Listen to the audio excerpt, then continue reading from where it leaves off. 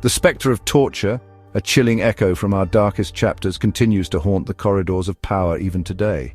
From the auto de fe of the Spanish Inquisition to the black sites of the post-world, humanity has grappled with the agonizing dilemma of pain and truth. How far are we willing to go in our pursuit of security, and at what cost to our collective soul?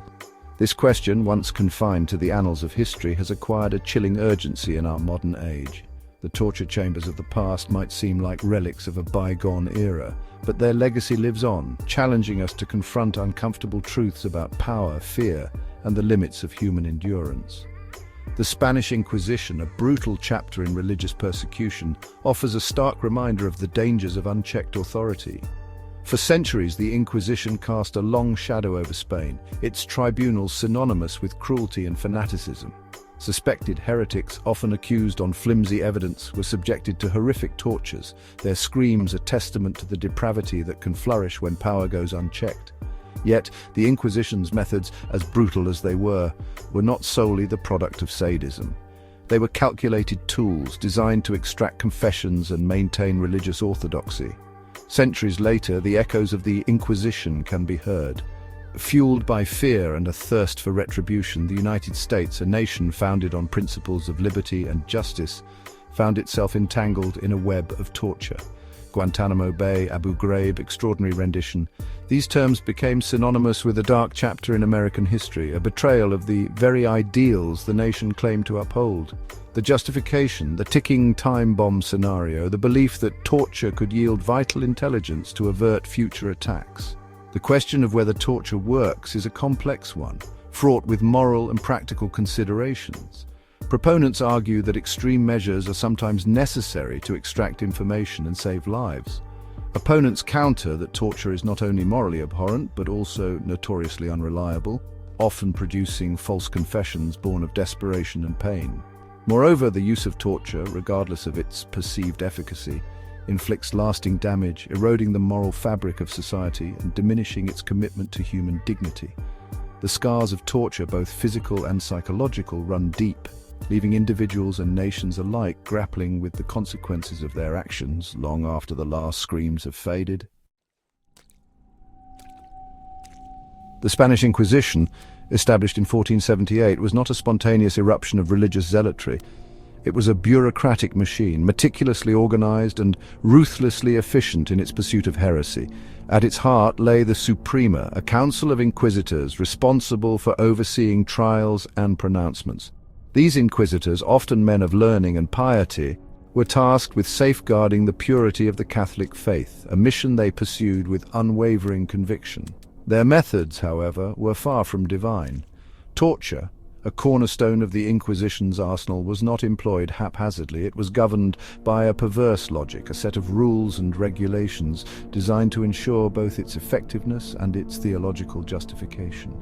The inquisitors, steeped in the doctrines of the Church, believed that pain could purify the soul, purging it of heresy and leading to repentance. Torture, in their eyes, was not merely a means of extracting confessions. It was a form of spiritual healing, albeit a twisted and agonizing one.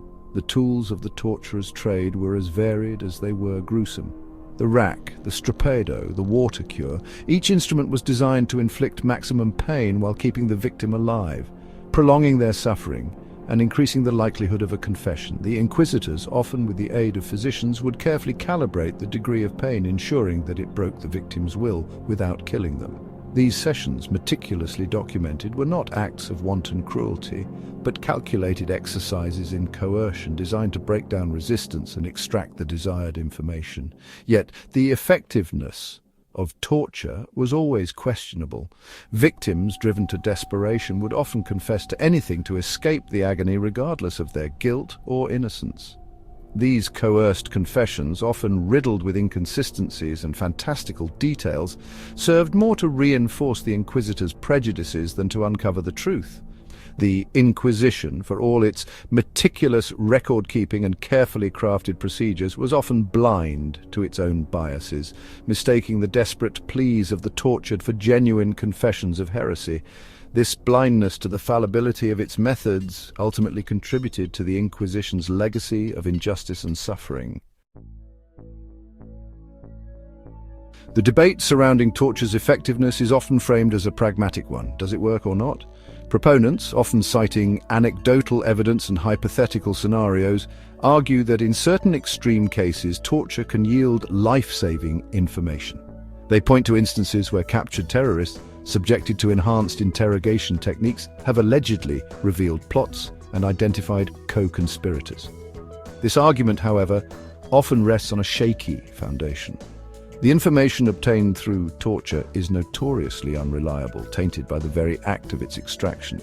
Victims, desperate to escape pain, will say anything, confess to anything, regardless of its veracity. Moreover, the focus on effectiveness often obscures a far more fundamental issue, the inherent immorality of torture. To inflict pain, to deliberately break another human being, is an act of profound transgression. It violates our most basic moral principles, those that recognize the sanctity of human dignity and the inherent worth of every individual. This moral argument against torture transcends any claims of practicality or efficacy. Even if torture could, in some hypothetical scenario, save lives, it would still be wrong. It would be a Faustian bargain, a victory achieved at the cost of our very humanity. The consequences of embracing torture extend far beyond the immediate suffering of the victim. It erodes the moral fabric of society, normalizing cruelty and undermining the rule of law. It creates a climate of fear and suspicion, where anyone can be accused, detained, and tortured without due process or legal recourse. The use of torture, even in the shadows, casts a long shadow, staining the reputation of those who employ it and diminishing their standing in the world. The United States experience in the aftermath of 9/11 stands as a stark reminder of this moral hazard. The images of Abu Ghraib, the revelations of waterboarding and other enhanced interrogation techniques shocked the conscience of the world and dealt a severe blow to America's moral authority. The argument that these acts were necessary to prevent another attack rang hollow against the backdrop of such blatant human rights abuses. The damage, both to America's reputation and to the global fight against terrorism, was profound and lasting. The Spanish Inquisition, though often viewed through the lens of religious fanaticism, offers a cautionary tale about the dangers of unchecked power, a tale that resonates even in our secular age. The inquisitors, convinced of their own righteousness and empowered by the authority of the Church, were able to perpetrate horrific acts of cruelty in the name of faith. Their zeal, unchecked by any meaningful oversight or accountability, led them down a path of brutality and injustice. This fusion of religious and state power, a hallmark of the Inquisition, remains a potent force in the modern world. From the theocracies of the Middle East to the rise of religious nationalism in various parts of the globe, the line between faith and politics is often blurred, creating fertile ground for extremism and intolerance. When religious doctrines are used to justify political agendas, when faith becomes a tool of oppression, the potential for abuse is immense. The lessons of the Inquisition, however, extend beyond the dangers of religious extremism. They speak to a broader truth about power itself, its seductive allure, its capacity to corrupt, and the need for constant vigilance to prevent its abuse. No system of government, no matter how noble its ideals, is immune to this danger.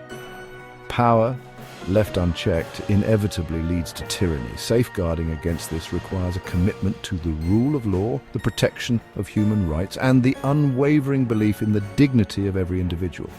It demands transparency, accountability, and a willingness to hold those in power responsible for their actions.